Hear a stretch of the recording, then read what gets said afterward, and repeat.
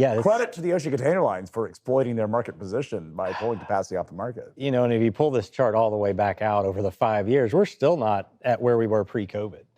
I know. It's interesting because the ocean container lines are truly maintaining pricing power. And you can see that they are pulling, there was an article that came out this past week about it came out by CNN. It was a really poorly written headline. And it got a lot of heat on X, which was there were no ships headed to LA, which was actually incorrect. Right. But what was actually happening is the ocean container lines had canceled so many voyages that there was a gap in the transit times.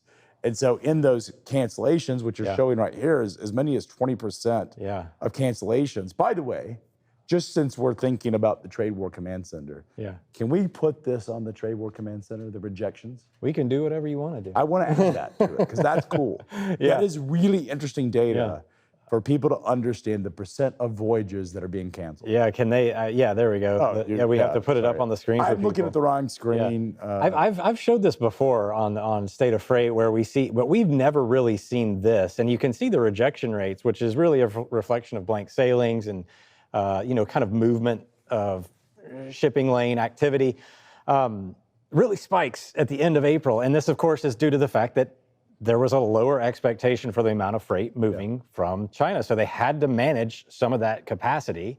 In LTL, it makes more sense to me because you don't want to cut a truck that's half full. And that's effectively what they're doing. You don't want it to go out.